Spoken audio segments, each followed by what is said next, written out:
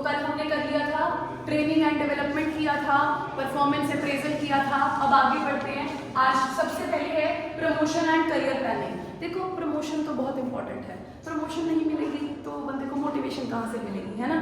तो अब यहाँ पे क्या लिखा हुआ है कि प्रमोशन का मतलब पहले समझाया हुआ है। Promotion means it means being placed in positions of increased responsibility, ठीक है, यानी कि प्रमोट कर दिया, यानी कि ज्यादा जिम्मेदारी वाला काम मिला है। और सिर्फ जिम्मेदारी नहीं बढ़ती है, आपको पैसा जो है वो भी ज्यादा मिलता है, स्टेटस भी आपका बढ़ जाता है। तो प्रमोशन से रिस्पॉन्सिबिलिटी बढ़ेगी, स्टेटस बढ़ेगा, आपकी इनकम भी बढ़ जाएगी।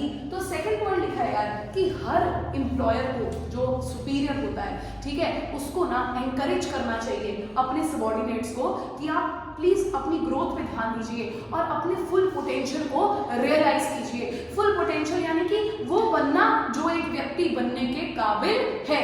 तो यहाँ पर लिखा हुआ है कि promotions are an integral, word का मतलब नहीं पता होता बच्चों को, इंटेग्रल मींस इंपॉर्टेंट, ठीक है। प्रमोशन जो है it's a very important part of a persons career, ठीक है। तो प्रमोशन जैसे जैसे होती जाएगी इंसान अपने करियर के लैडर में और आगे बढ़ता जाएगा।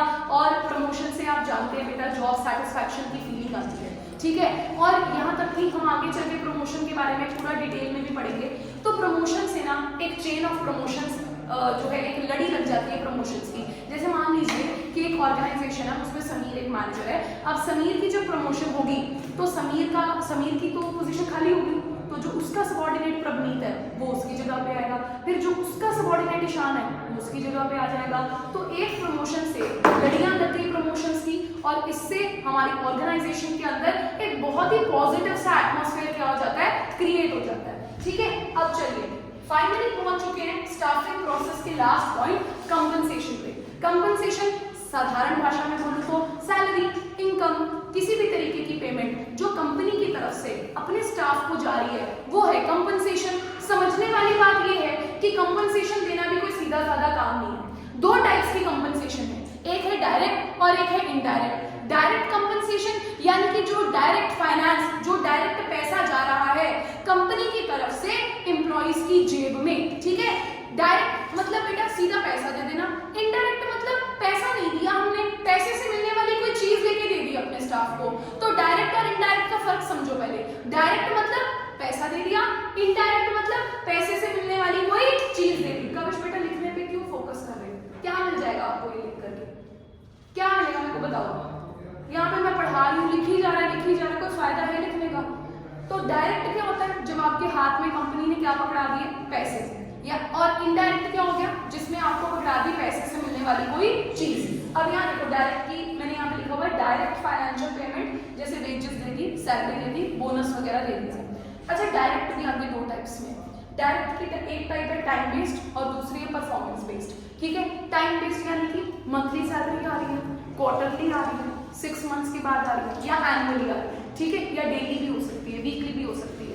अब परफॉर्मेंस बेस्ड क्या हो गया, it depends upon the number of units, कि आपने कितने यूनिट्स बनाए हैं उसके बेसिस पे आपको क्या दे दी जाती है, पेमेंट दे दी जाती है। तो हमने क्या सीखा, एक बार बिना देखे अपने दिमाग से फ्लो चार्ट बनाते हैं। सबसे पहले कंपनसेशन है, कंपनसेशन यानी कि हर फॉर्म ऑफ रिवॉर्ड्स और payments going from company to employees. अब compensation is of two types, direct, indirect. Direct financial payment, indirect जो हो गई in which there is no direct financial payment, but पैसे से मिलने वाली कोई चीज जब हम दे देते हैं, जैसे इंश्योरेंस दे दी, या हमने वेकेशंस पे कर दी अपने स्टाफ मेंबर्स की, या उनके बच्चों की स्कूल की फीस पे कर दी। डायरेक्ट कैश उनके हाथ में नहीं दिया, लेकिन उससे मिलने वाली कोई चीज दे दी। अच्छा डायरेक्ट की आगे दो टाइप्स है, time based, performance based. Time based में क्या लिख रहा है हमने, हाँ जी, टाइम बेस्ड में अकॉर्डिंग टू जैसे मंथली, वीकली, डेली एक्सेट्रा, और performance based according to the number of units made. चलिए बेटा फटाफट से इसको लिखना शुरू करेंगे सारे।